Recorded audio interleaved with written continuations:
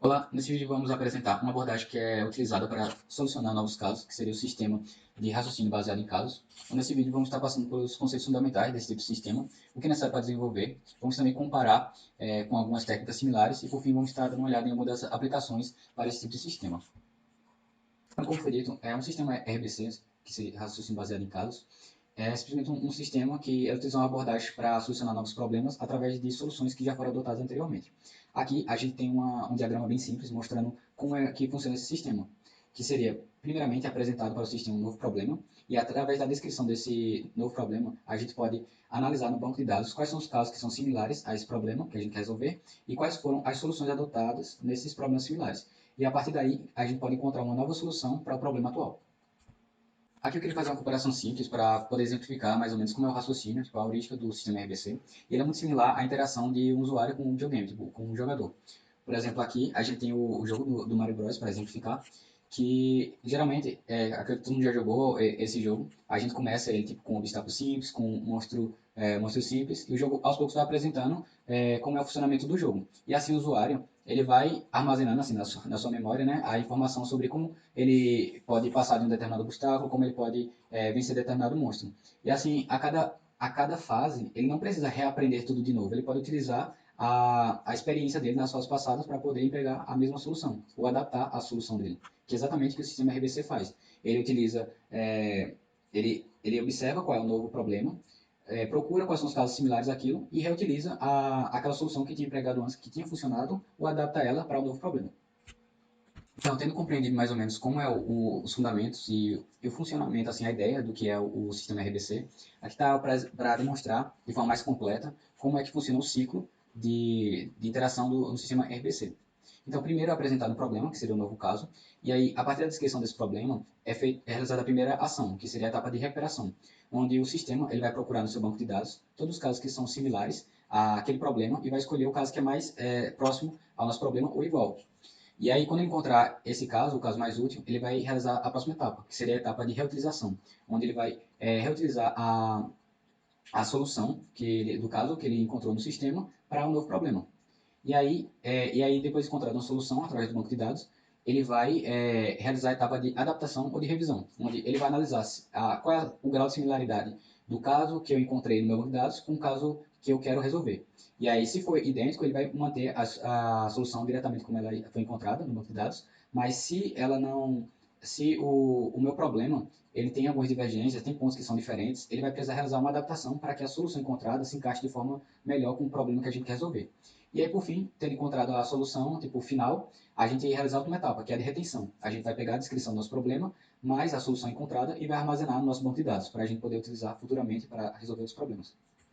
Para o desenvolvimento do sistema RBC, são necessários alguns processos para que ele funcione de uma forma correta. Então, a primeira delas que a gente pode citar seria a aquisição de conhecimento, que está relacionado ao nosso banco de dados, assim, de armazenamento de todos os casos anteriores no sistema, onde esse banco de dados representa o conhecimento do nosso sistema necessário para gerar novas soluções. O segundo processo que a gente pode citar seria a representação de casos, onde cada caso representa no nosso sistema uma unidade de conhecimento, onde cada unidade dessa está relacionada a uma situação ou um contexto específico. E que no nosso sistema, cada caso desse, cada unidade de conhecimento, vai estar registrado todas as características que são relevantes ao problema. Então, para a representação de casos, são necessários três componentes específicos. Seria a descrição do problema, a descrição da solução que foi empregada naquele problema e uma conclusão em relação à solução que foi utilizada para o problema, se ela realmente se adequou a todos os critérios necessários. Indexação seria o processo que ele dá a habilidade ao nosso sistema de encontrar todos os casos que são relevantes para gerar uma nova solução, gerar uma solução para um novo problema, de forma eficiente. Assim, a indexação ela aponta quais são as características mais importantes para a gente comparar entre o novo caso e os casos anteriores e assim melhorar a etapa de recuperação. Ela também é responsável pela tarefa de atribuir peso às características mais importantes.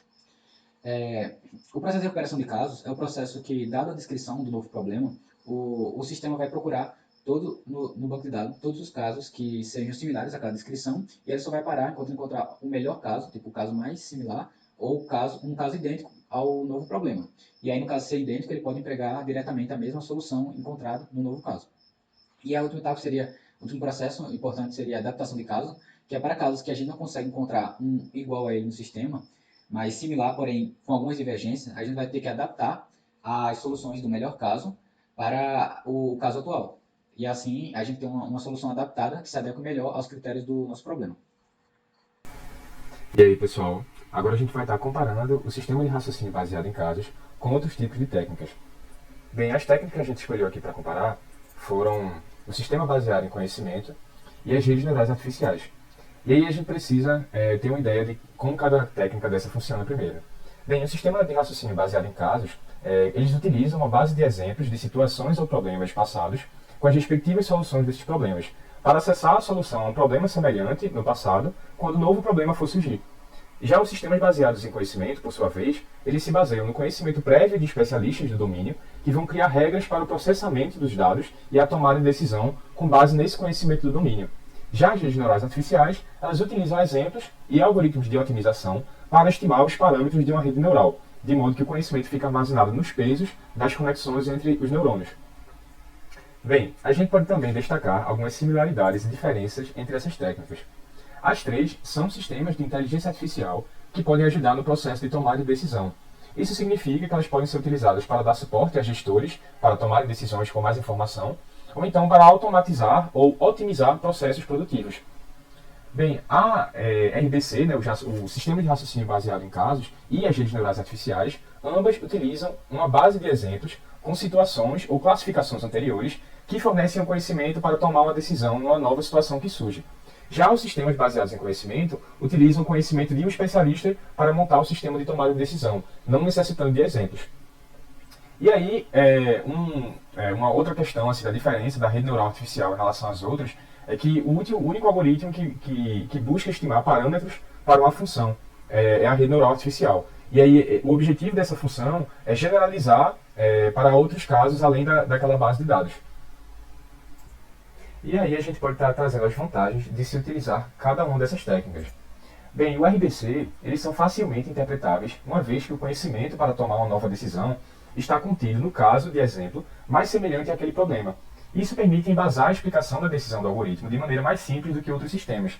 E isso é ainda mais interessante em um contexto onde se demanda esse tipo de informação baseada em um exemplo conhecido, como é o caso de processos legais ou de indicações médicas. Os sistemas baseados em conhecimento, por sua vez, eles também possuem a capacidade de explicar o porquê de se chegou a determinada questão. Entretanto, o conhecimento é aqui representado por meio de regras lógicas, definidas por especialistas. Esses sistemas também podem armazenar um conhecimento de regra que não pode ser identificado claramente nos dados de um exemplo, ou podemos ainda ter uma situação que nem existam exemplos para treinar o algoritmo, e aí esse tipo de sistema é muito bem indicado. As redes neurais artificiais, já elas possuem grande poder para a classificação de imagens, por exemplo, tendo em vista a sua grande estrutura capaz de armazenar volumes de informação no alto grau de complexidade por meio das relações entre os neurônios. E aí isso permite às redes neurais de ter uma grande capacidade preditiva para alguns exemplos de alto grau de complexidade, como são as imagens. Para finalizar a comparação entre as técnicas, a gente pode falar sobre as desvantagens e limitações de cada uma delas, né? Então, alguns sistemas de raciocínio baseado em casos podem demandar muito armazenamento de memória ou processamento para treinamento, tendo em vista que ele precisa ter uma base com todos os exemplos para o sistema tomar decisão e o consequente aumento nos recursos utilizados para o projeto. Já os sistemas baseados em conhecimento podem cair no problema de não ser capaz de descobrir novos padrões para a tomada de decisão, visto que as regras são construídas pelo especialista e não necessariamente são atualizadas. Então, esse sistema ele acaba estando sujeito a perturbações no processo decisório.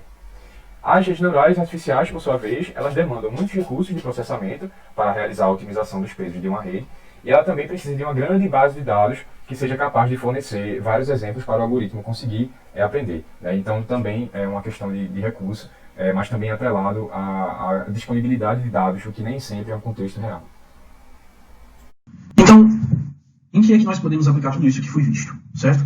Se nós pararmos para pensar um pouco e ver como funciona o cerne, o núcleo da técnica ou da metodologia de reconhecimento baseado em casos, ele nada mais, nada menos é do que um sistema que me permite, baseado na experiência que eu tenho anterior, resolver um novo caso que me é apresentado. E esse novo caso que me é apresentado, ele pode ser exatamente igual a algo que eu já vi antes, daí eu já vou ter uma solução pronta, ou ele pode ser parecido com algo que eu já vi antes, e aí eu vou ter que adaptar a minha solução para que ela melhor se adeque ao que está aparecendo no momento, certo? A gente pegou a definição de analogia, que é como o RBC faz para resolver os problemas, e de acordo com o dicionário Aurélio, a gente juntou as definições e está aqui a definição. Analogia é uma operação lógica através do qual um caso que, não sendo conhecido, recebe um conjunto de ações que lhe são parecidas de um caso anterior. É trazer para um novo domínio conhecimento de outros domínios conhecidos anteriormente, conectando experiências. Se a gente for ver, a gente faz isso diariamente. Em tudo que a gente faz na nossa vida, basicamente é baseado em experiência. Tudo que eu vejo de novo, eu tento aplicar algo que eu já sei do passado. Eu tento conectar o que eu sei com o que eu vou fazer para tentar resolver isso da melhor maneira possível. Da mesma maneira, as máquinas fazem isso diariamente e a gente nem percebe, certo? Basicamente, grande parte ou a maioria dos algoritmos de aprendizagem de máquinas se baseiam em casos concretos e, a partir desses casos concretos, extrair conhecimento e melhorar esse conhecimento para resolver um problema. Então está aqui uma lista não exaustiva, perdão, de algumas coisas, porque essa lista é gigante, a gente trouxe só aqui algumas possíveis aplicações de reconhecimento baseado em casos. Tá? Ele é muito utilizado para similaridade e classificação, dado um conjunto de itens que eu já conheço. Chega um novo item, eu posso dizer o quão similar ele é de um outro item, e eu posso até tentar classificá-lo em algum dos itens que eu já conheço. Tá? Buscas heurísticas, que a gente já estudou bastante nessa disciplina, implemento códigos. Análise de meios e fins, que é muito bacana, dado um objetivo que eu quero alcançar, eu tenho um conjunto de meios que eu posso utilizar para alcançar esse objetivo, tá? E aí daí eu vou selecionando qual é o melhor meio e fazendo aproximações e adaptações para que esse meio seja a melhor forma de se atingir o objetivo. Sistemas de indicação, Netflix faz isso, baseado em todos os filmes que a gente assistiu, ou seja, ele tem todo um banco de dados de casos anteriores. Sistemas bancários, que permitem saber se o cara é um bom pagador ou mau pagador, baseado num banco de dados gigantesco de pessoas que já pagaram, já foram clientes de banco e de outros bancos, já que eles compartilham informações entre si. Sistemas médicos, como é que eu vou diagnosticar uma nova doença baseado em doenças que eu já conheço? Como é que eu vou criar uma vacina para um novo vírus, sabendo que existem vírus parecidos com aquele? Sistemas jurídicos, tá? Nós temos vários casos que podem surgir diariamente, que não está previsto em lei, mas que a jurisprudência aplicada é aquela que mais se parece com aquela situação. Ou seja, essa estratégia de utilizar uma analogia para resolver um problema é algo do nosso cotidiano. Está intrínseco no nosso modo de viver e também está... As máquinas fazem isso todos os dias e a gente nem percebe em todo tipo de sistema que a gente usa diariamente. E da mesma maneira que existem muitas aplicações, existem também muitas ferramentas que podem ser utilizadas. Basicamente, toda grande empresa que existe no mercado, Google, Microsoft, IBM, Apple, todas elas têm ferramentas ou frameworks para aprendizagem de máquina. E esses frameworks eles provêm um conjunto de algoritmos para resolver vários tipos de situações. Tá certo? Para classificação, para regressão, tem algoritmos para redes neurais, enfim. Então aí tem uma lista que vale muito a pena dar uma olhadinha, tá certo? O Anaconda é uma suite completa que vem com IDE, o Spider e vários plugins já prontos, inclusive plugins matemáticos e estatísticos. Tem para jogos aí, ó, o Unity ML Agents, que é para quem quiser criar jogos mais com inteligência artificial, né? Com dificuldade, níveis de dificuldade, onde os personagens podem atacar uns aos outros e podem pensar e reagir de maneira mais inteligente ou mais próxima de um ser humano, como um ser humano faria. Então, tá aí os links para quem quiser conferir. Muitos deles são muito simples de serem utilizados, tá certo? O Scikit-learn, os algoritmos, basicamente com 3 linhas de código, você já consegue fazer um KNN. Tem vários repositórios, muitos deles já tem bancos de dados com casos anteriores, com tudo que você precisa para fazer todo o treinamento e conseguir aplicar aprendizado de máquina e fazer estratégias de reconhecimento baseado em casos. Nós pegamos aqui só para demonstrar a ferramenta do Unity e facilmente conseguiu criar um jogo, tá certo? Onde qual era o objetivo do jogo? Era muito simples. O Barbarian, que todos vocês já conhecem, a gente pegou ele, e o objetivo dele era sair de um ponto do ambiente dele, do mapa, até chegar no ponto de destino. Só que entre o início e o fim tem uma série de bombas, tá certo? E ele pode bater nessas bombas e as bombas podem explodir. E essas bombas elas são diferenciadas por cores, certo? Então, num caso, para o Barbarian, nada mais é do que ele bater uma bomba e essa bomba explodir e ele explodir junto com ela. Então, ele vai aprender com essa explosão, e uma vez que ele aprende, ele vai decorar qual é a cor dessa bomba e vai desviar-se dessa bomba se ele encontrar novamente uma bomba dessa mesma cor. Ou de uma cor parecida, já que a gente está utilizando o KNN para identificar as cores que são próximas daquele que ele já bateu. Inicialmente, ele não sabe de absolutamente nada, ele nunca viu nenhuma bomba. Então tá aqui, vamos botar para rodar. Tá vendo aqui essas bombas coloridas? Ele não conhece nenhuma bomba, ele vai tentar chegar aqui no ponto de destino, bateu numa bomba verde, explodiu. Da próxima vez que ele for chegando perto da bomba verde, ele vai desviar dela. Ele só conhece bombas verdes, bateu na bomba azul, explodiu. Então ele vai desviar dessa bomba agora, da bomba azul, porque ele já conhece a bomba verde e a bomba azul, mas não conhece a bomba rosa. E ele vai batendo, mas ele vai aprendendo e percebam que ele vai agora criando novas rotas baseado no que ele já sabe, baseado na experiência que ele tem antes. Uma coisa muito interessante é que ele vai desviar dessa bomba aqui, que é laranja, porque ela é parecida, uma cor próxima da rosa. E ele também vai desviar dessa bomba azul escura, porque ele já conhece essa bomba azul clara. Então está um algoritmo simples, um caso simples, que mostra que o RBC tem utilizações muito práticas e que podem ter resultados muito interessantes.